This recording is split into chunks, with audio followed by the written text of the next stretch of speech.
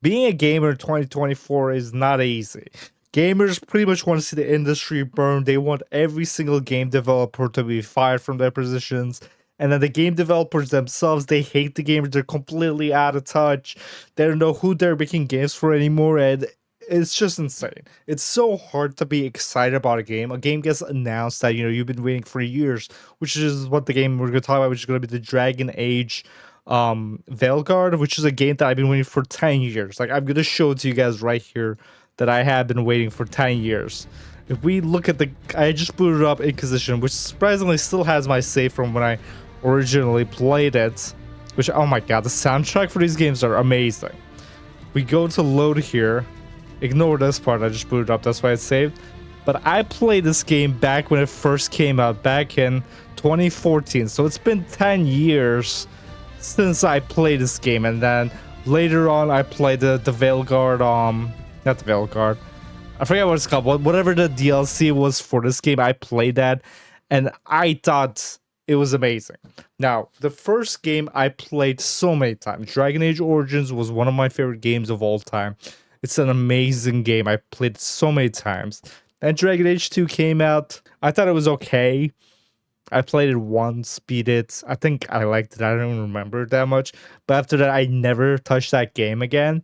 But then I played Dragon Age Inquisition, and that game I was kind of like mixed about it.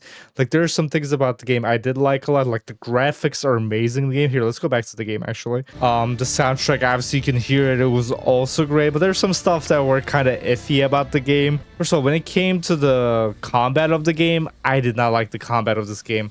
Alright, so if we look at the combat in this game, this is pretty much most of the combat. You're just pretty much closing your eyes up. I don't have to look at the game. I'm just mashing the same buttons over and over again. Like, it just feels like, and the enemies are just like way too spongy. Like, it's just, every enemy is just like, it takes way too long to kill. It feels like there's no weight to your attacks. You're just attacking non-stop, and then eventually they die, you know? It's just like there's no weight to it. You're just mashing buttons. You don't even have to look at the game pretty much. And oh wow, I'm actually like about to be dead, but it just feels like the combat was fun in this game. Another problem with this game was that it just, when it came to the open world of this game. Now, the original games, Dragon Age Origins and Dragon Age 2, were linear games, you know?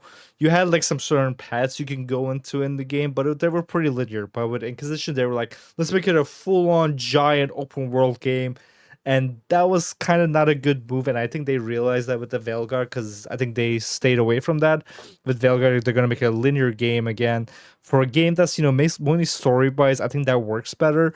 But with this game, with the Inquisition, it was just an open world game with there wasn't much to do in it. There was so much bloat in the game where you're building your own castle and everything. But if you just really care about the story, you don't really care about that stuff. But I mean, I played it. I remember doing like some missions where you would like, go on like a giant mission and then you would get some like legendary item and stuff on it. So there was some cool mission on it, but there were so many like just like fetch quests, go here, kill this enemy and stuff. So I mean, a lot of open world stuff I end up not doing in that game. Now that Dragon Age Veilguard being a month away from coming out, I want to be excited about it because, as you guys showed you guys, it's been 10 years since I played this game, and I wanted to get back into these series and play. But there's a lot of people complaining about the game coming out. Now there's some valid criticisms of the game.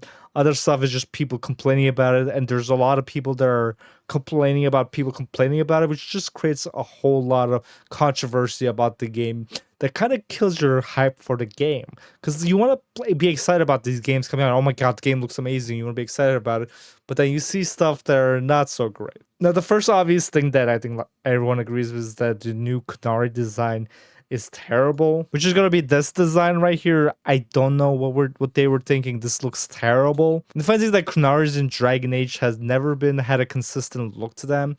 I think everyone agrees that Dragon Age 2 had the best design, with that making them look badass like this. But even in Dragon Age Origins, they look different. In Origins, they look like just regular humans that were kind of large. Like, they kind of looked like, I guess, like giants. In a way, they didn't even have horns back in Origin. And then in Dragon Age 2, they gave them horns. It kind of made them look almost like a little bit demonic in a way. And then in Dragon Age Inquisition, I think that was the worst design.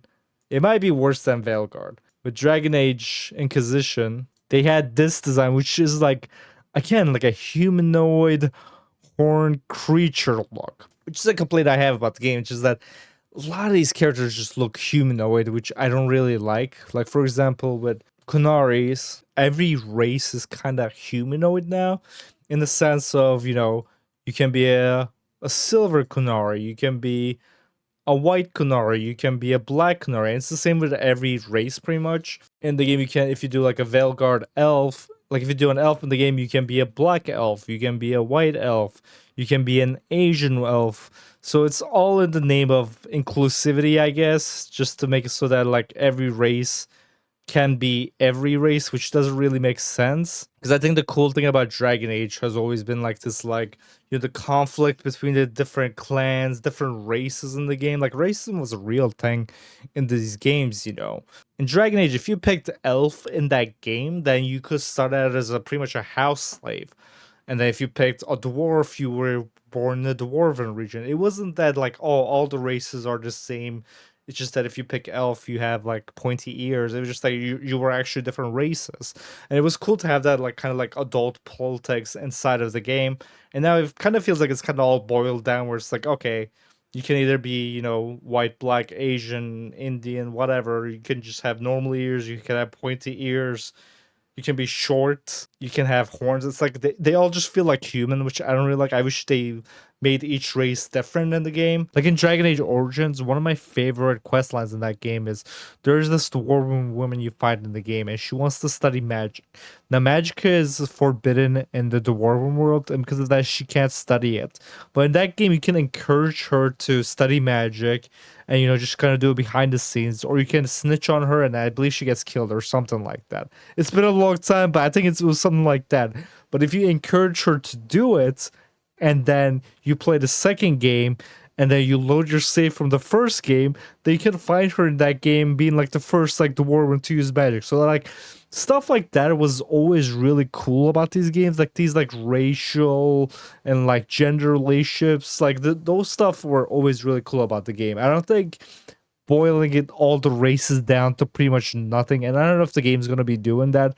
I'm just like, as an observer, that's what I'm seeing with all I seen from the game. But like, that was for me like the coolest parts about these games. And for some people, I get that, I guess that's a good thing, but for me, I would prefer each race to be its own separate thing. Make so that if you do pick Nari, that you're some like horned demon looking creature. I could make like a cool character like that, but I don't want to look like myself with just horns on it. To me, that just looks silly. I don't need to be an elf looking like this with just pointy ears. Make me, look like Legolas or something. That's, if I want to cosplay as that character, I want to actually look like that. But I think there are some cool things about the game also. I mean, let's talk about the hair physics in the game. I mean, if we just look at the hair in this game, like it's incredible.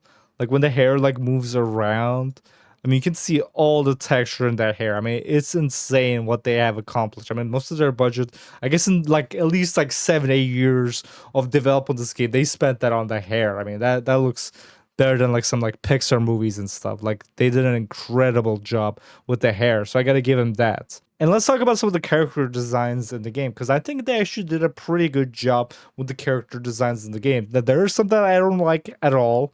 And let's go over those right now. And let's talk about this character, this Tosh character. I mean, that looks horrible.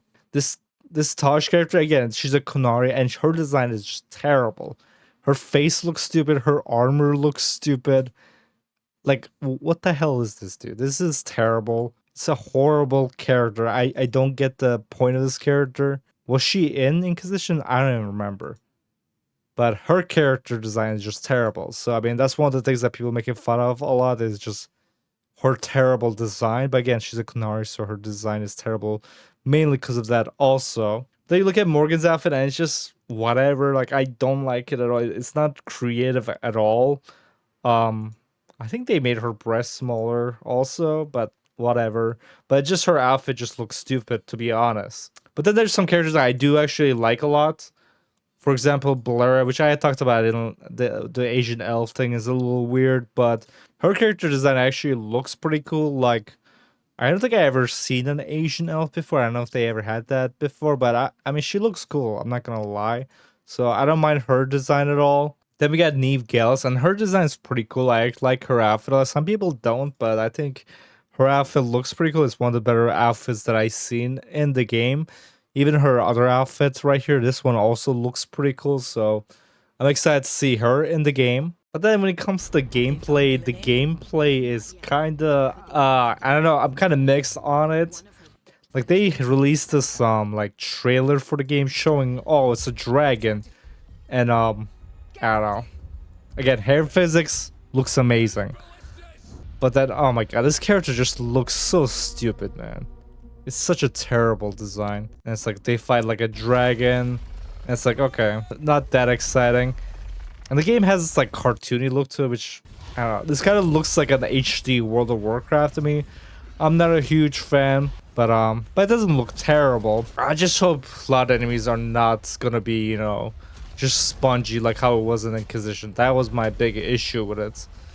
But they pretty much got rid of strategy part of the game. They just made it full action with this game. Like you're not even like controlling your teammates that much, really. Like I believe you can like give them like commands on it, but you can't really like here you can like tell them to, oh, use this magic, have a combo with my magic. So you can like give kind of commands, but you're not really controlling your characters, which this might be a controversial take.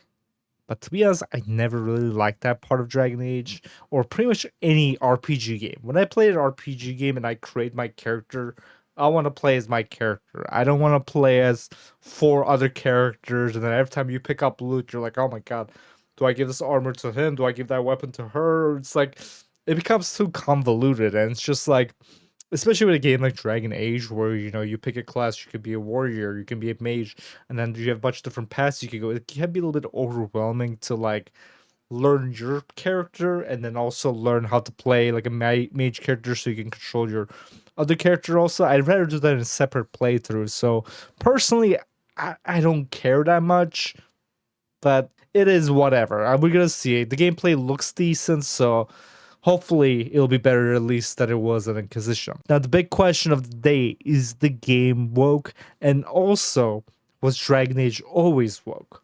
I might have a controversial opinion on this. Now Dragon Age, I never considered it to be woke, or the second one, maybe Inquisition a little bit, but honestly I don't really remember that much of I don't think people liked it that much. It wasn't really like a woke thing, but I don't think calling games woke was much of a thing back in 2014. But when it came to Dragon Age, I don't think it was really a woke thing. It was just a game that was kind of inclusive to everyone.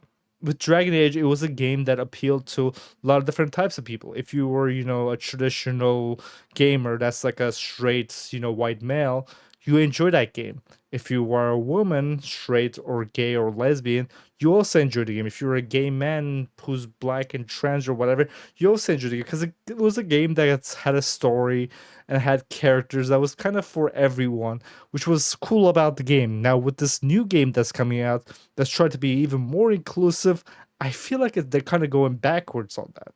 Now, what I mean by that is that I feel like it's pandering a little bit too much to one side, where it's kind of leaving the other people going like, well, it doesn't feel like this game is for me. Like when I see videos for Dragon Age, I'm like, wow, this is a game that's for me. When I see videos for Dragon Age Veilguard, every time I see a trailer for it, like it just feels like, is this a game that I could enjoy? Probably. But is this game designed for me? I don't think so. As a straight man, when I see gameplay of this game, it looks cool. When I see the promotional material for this game, it feels like I have a lot of pandering, and I feel like a lot of people are just focusing on the wrong things of the game. I don't think you need to focus on inclusion. I think you can just write an inclusive story like how the Origins did. That's why Dragon Age Origins was so popular with female gamers, gay gamers, because you know what? They weren't like, oh, if you're gay, you gotta play this game. You're a woman? Dude, you gotta check out our game. They were like that. They just wrote a game that was great, and you know, in that game you could be gay, you can be straight. It didn't really matter. But in this game, it feels more like, whoa, you just cut your dick off? Dude, you gotta check out our game. That's what it feels like to me. But anyways, we gotta see how the game is when it comes out. I don't wanna things that there's just so much negativity around these games. Like Ghost of Yotai just got announced, and there's so much negativity about that game. And I have my own opinions on it. If you guys want to hear about it, you can let me know in the comment section below. But at the end of the day, I just want to be excited for games. I don't want these games to wait. I don't want to wait 10 years for a game for it to almost come out and everyone's pissed off at the game. Not because the game is bad, it's poorly written or whatever, or it's just people are mad because, someone has pronouns in their profile, or people are mad because, people think are mad, so they're just getting mad at people getting mad. It just all becomes just very toxic, and it kind of kills the hype for the game. I wish people would kind of keep politics out of the game, and also the game makers themselves would also keep politics out of the game. Besides, trying to pander to certain groups in gaming, just make a good game and people play it and buy it. Like, you look at a game like Black Myth Wukong. It came out, they weren't pandering to everyone, they just made a good game, and I played it and loved it, and a lot of people bought it, It's simple as that. So anyways, guys, thanks for watching the video. Hope you liked it. If you played the Dragon Age games before, let me know in the comment section below. How long have you been waiting for Dragon Age Veilguard, and how much expectations do you have for the game? Like, it's so hard to tell with these games if they're going to be good or not. But I guess we'll see when the game comes out. But anyways, guys, I'll see you guys in the next video. Goodbye.